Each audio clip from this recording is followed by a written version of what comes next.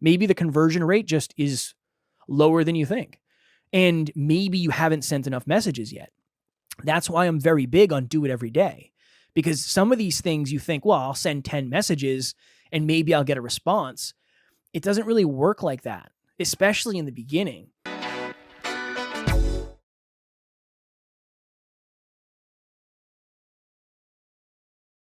Podcast Growth Nation, welcome back to another very special, as always, episode of Podcast Growth University, where we talk all things podcasting all the time. I hope you enjoyed the latest episode. It was episode number 27, 3 things you should be doing every single day, Monday through Sunday. Today, for episode number 28, as promised, 5 more mistakes that podcasters are making. So now I have a very interesting opportunity because every time I talk to a podcaster, every time I go on another show, I have an opportunity to do market research and figure out where are people struggling, what are the mistakes that they're making, what mistakes don't they know they're making. So I'm actually very excited for this one. And I've really been just studying more and more about the industry and branding and marketing and communication. So I'm very excited for this episode. Shout out to everybody who has given me love. I've got a lot of love on social media and the DMs. Thank you so much to everybody who is listening. And I'm grateful that you are enjoying. If you are, again, I love podcasting. So the opportunity to talk about it to podcasters is something that I'm very grateful for. All right, cool. Let's get into it because, again, I want to make sure this is the most valuable use of your time. And now that I have your time, I want to make sure you're getting value during it. So 5 ways. I'm going to go through 5 more mistakes today. Number 1, I was listening to a great book the other day, and I recommend this for you if you're a podcaster because it is very, very powerful. It's called This is Marketing by Seth Godin. Seth Godin is a marketing genius, one of the top marketers. I don't know if I can say one of the top marketers in the world, but he's very, very good and he knows a ton. He's studied a lot and he's been marketing for a long time. The thing I really enjoy about him is he markets in alignment.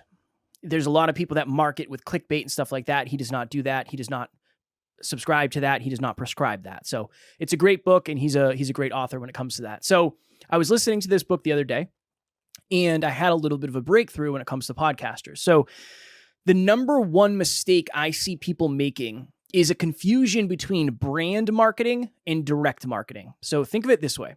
Direct marketing is I'm going to take this $100 and I am going to run a Facebook ad. If that $100 makes $125, I'm going to continue doing that. I also, with that $100, understand I got 50 conversions that made me $125, right? So I just paid $100 for 50 conversions. Therefore, it cost me $2 per conversion.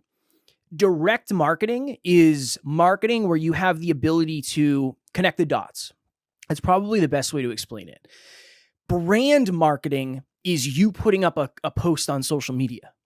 What I see happening with a lot of people is they're not trying to increase the quality of their social media content because they think it's not worth it, because it's not direct marketing, when in reality, most of the marketing you do is going to be for your brand anyway. Right? What you're doing is brand marketing because when you throw up a post on social media, you don't really know how it's converting. When you get a really big guest, I mean, yeah, you kind of know how it's converting because you'll see more listens, but it's not really, I put $1 in, I get $1.25 out. Brand marketing is a lot different than direct marketing. And I think a lot of us get lost in the specifics of that. And I think that can hold us back. So what I see often is people not understanding that for most podcasters, most of us are not going to run ads, right? Some of us will, but most of us probably won't because we're playing with a smaller budget.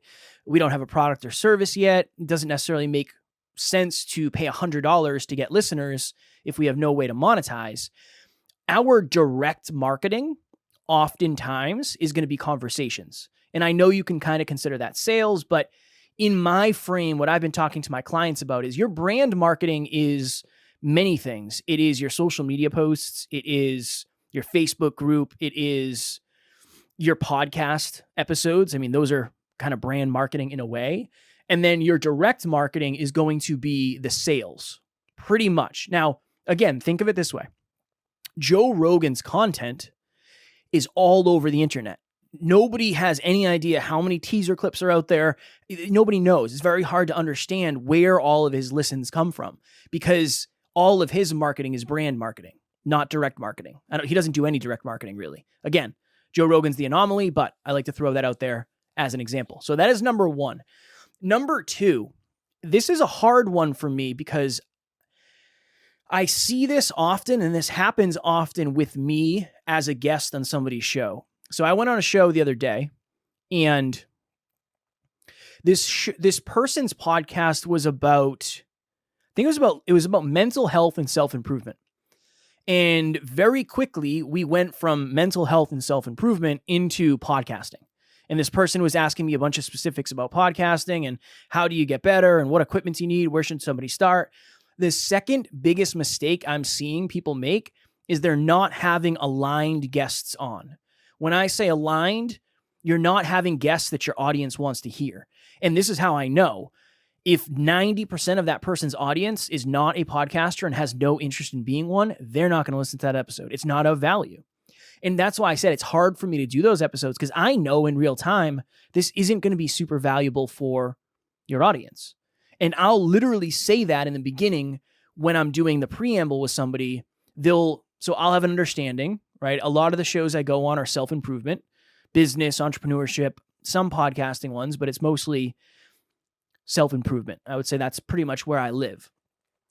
Somebody will ask me in the beginning, they'll say, do you mind if we talk about podcasting? And I'll say, I am happy to talk about podcasting, but just understand I don't want to talk about that if it's not valuable to your audience. I would rather you hang out with me for 15 minutes after and you can ask whatever questions you want. Because I realize in real time, unless you're a show that is about podcasting or about marketing or about coaching, it's very hard to make that fit with your audience. So everybody I've been on that I tell that, I figure there's obviously a trend with that. And maybe that's happening to you too, where you're early in the show, you're early in your journey, and you can only get a certain level of guest and they're not super aligned. You might be better off doing a solo episode than having a misaligned guest, is what I would say. So number two, not having aligned guests on. Number three, I went on a show today and it was really good. It was a really, really, really good show with a really competent host. But the intro was terrible. It was just not a strong intro. The number 3 point is the mistake people are making is not revisiting episodes to understand quality. So this is an interesting thing. As you get further in the journey, what you created in the beginning gets older and older and older. And technically and theoretically, you're going to get better and better and better and better. My guess is this person who's almost 200 episodes in, they probably created their intro once and they set it and said, all right, cool, that's my intro. I'm going to create my outro once. That's going to be my outro. And then they just left it. Their episode was really good. After listening to the intro, I probably wouldn't listen. I was on the show, so I know it's a great back and forth. I know the host is very good. It's a very strong host, but the intro does not do the show justice. I don't know when the last time this person listened is. And if they're listening, are they listening from the perspective of how do I improve this a little bit? Now, I'll give you this. We have redone our intro 5 times probably, at least 5 times over the 5 years. It's not that big of a deal to do a new intro. It's not that big of a deal to do a new outro, change music. That's all good. Your audience is going to appreciate that. And again, we're trying to walk a fine line where we're trying to cater to the audience we have, but also impress the new audience. So revisiting episodes to understand quality, all I mean by that is when you're listening to your episodes, as I suggested in the last episode, let me see. Yeah, listen to your episodes was number 6 in the 3 things you should be doing every day. I gave you 3 extras. When you're listening, I would listen from the perspective of I am focused on improvements here. Is it staticky? Is my shot on YouTube, what can I improve? Can I get a light? Can I, whatever it is. It doesn't have to be something crazy. You don't have to get a $300 microphone. Or you don't have to get a $2,000 camera or whatever. But what is one low-hanging fruit of improvement that I could practice? That's a great way to look at it because you'll get better as you go. I want to make sure that your show represents how good you actually are. That's the ultimate goal with that. All right. Number 4. This is a one from coaching, and this is one from I've done a lot of free calls over the last few months. Not creating enough opportunities to self-identify. So what does that mean? You might be somebody who is early in the journey, and you might get, let's just say you're getting 20 downloads per episode. You're doing one episode a week. You're getting 20 downloads per episode. You're averaging 80 downloads a month. You might think to yourself, well, there's no reason for me to do anything different than I'm doing right now because there's not enough people to make it matter. I would argue that the earlier you can create opportunities for people to self-identify, the better you're going to be. So I've talked about this in previous episodes, but if you're new, when I say self-identify, I'm talking with my hands just extremely today. When I say self-identify, all I mean by that is you are giving the audience the opportunity to reveal themselves to you. The podcasting industry, the way it's set up is we don't know who's listening to the show. If you are listening right now and you and I have not spoken personally and you haven't told me you're a listener of PGU, I have no idea who you are. Now, when I create a 5-step PDF, maybe you'll download it, I'll get your email, and I'll know who you are. And here's the thing, this is where things get dangerous.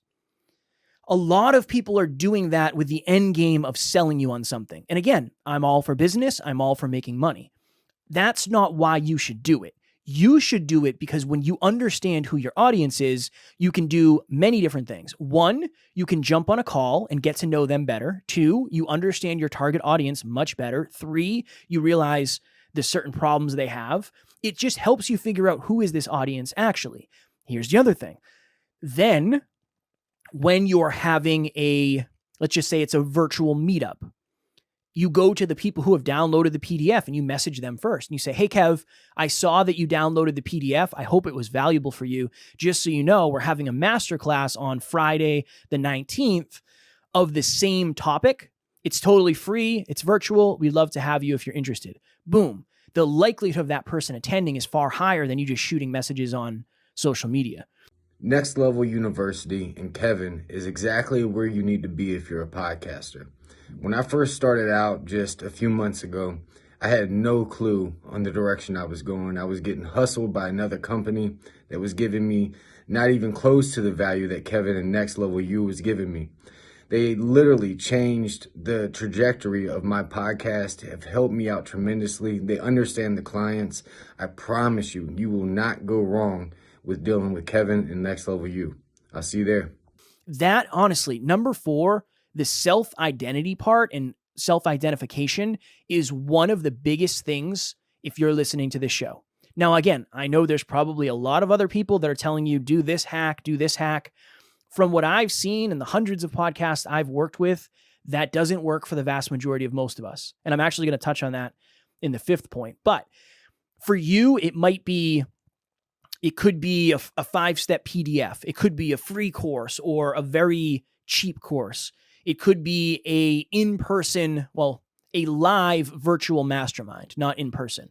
But when I say live, I mean you're logging on Zoom and you're going to get to talk to me one-on-one. At some point, I will have that where I say the 3rd Thursday of every month at 5 p.m., I will be live in this Zoom room. It's going to be a Q&A. And you can ask me anything you want. I'll also have a topic that I go deep on because I want to add value, number 1.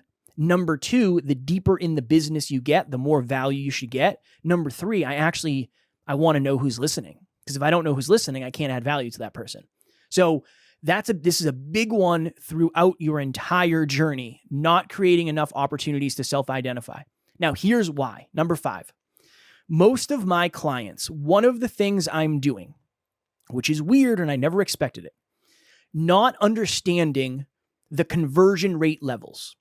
What I'm doing for many of my clients is I'm actually allowing them to realize what their expectations should be. What do I mean by that? I had a call with a pair of clients the other day, and they're in the coaching business. And we were talking about how, this was the frame. Okay. Let's say you have a a free call that you do, and your free call has a 10% conversion rate to a client. Okay, so let's do the numbers easily here. For every 10 calls you do, you get one new client. So for every 10 free calls, you get one new client. So let me just write this on my sheet so I have it, 10 to 1. Okay, so I said to this person, imagine if you started one conversation a day with a new person, they're not necessarily a listener yet, but with a person who is a potential client, you would start 365 of those conversations.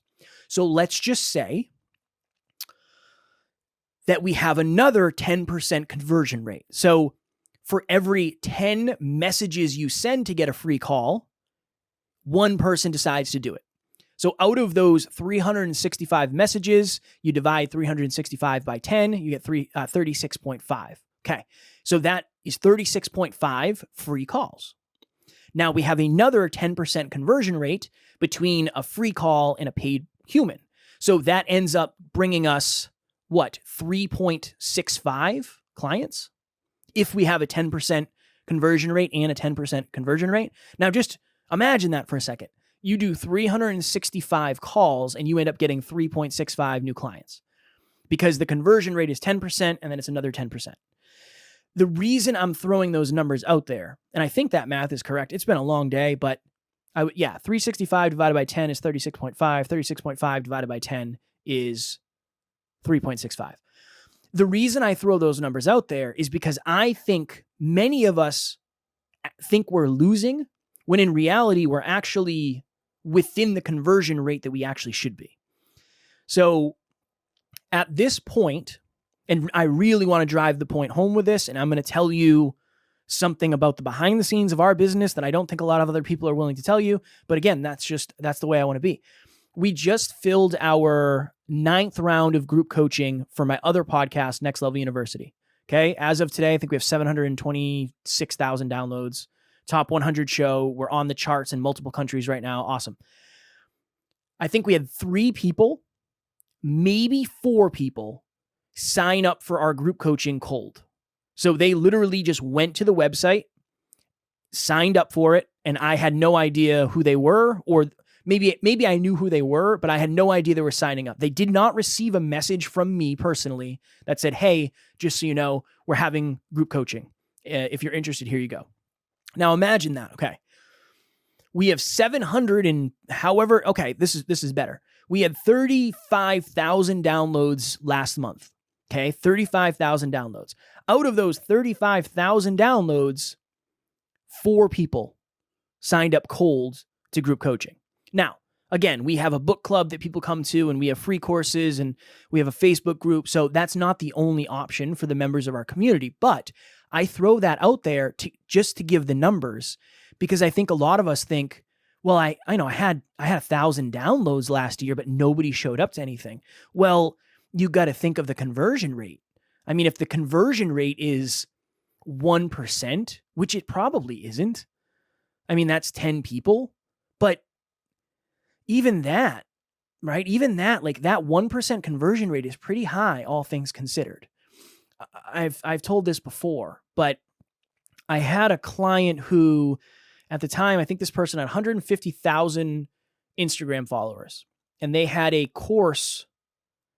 No, it was a webinar. They had a live webinar that was $70 a person, and they had 400 people show up.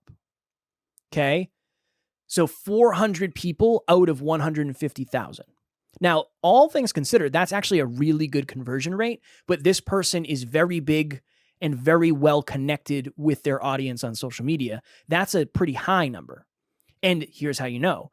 The next time it went down to like 350, and then it went to like 300, then it went to like 250. It's because in the beginning, there's a lot more people, and then the conversion rate kind of goes down because you get rid of the warmest leads. Right? The warmest leads are the people who go first. Our first round of group coaching was the easiest to fill in terms of I sent probably 15 messages and everybody was like, yeah, let's do it. Now it's starting to turn where we're actually getting people that just sign up without talking to us, but that's because it's been years and years and years in the making. Last point on this. I had a client the other day, and really, really listen to this for a second. I had a client the other day that we were talking about a paid course. And he said, yeah, I'm thinking of having a paid course. I don't know, maybe $97, maybe $197. I'm not sure yet. I don't know what I should do. What are your thoughts? And I said, you know what I would do? In order to get an idea of your audience, this is what I would do. I would, and this is the phrasing I said, give something away for free and see how many people actually want it. And he's like, what do you mean? That sounds crazy. I said, well, this is what we did. There was a giveaway for us where every single month we said, if you leave us a review on your podcast platform of choice and screenshot it and send it to myself or Alan or somebody on the team, we will enter you into a drawing to win a $100 Amazon gift card. And I think we did this for 4 or 5 months in a row. And I think we ended up getting maybe 10 people leave us reviews. So we were literally giving away a $100 Amazon gift card. Nothing, no strings attached, no questions asked. I chose a name. I sent it directly to their email. That was it. It was just, hey, congrats, you won. Here's your cash. Nothing else. Not join this, not do you want to sign up for coaching? None of that. And we got 10 people. The conversion rate for that for us just isn't super high. Now, here's the thing. Your conversion rate might be higher than ours, especially if you have less things to offer. So again, that's a call to action, right? So one of our calls to action is sign up for our Facebook group. Do you want to work with us one-on-one? Do you want to attend our virtual meetup? Do you want to come to our live event? Do you want to donate to our foundation? We have a bunch of calls to action, so it gets a little bit wonky and hard to track at times.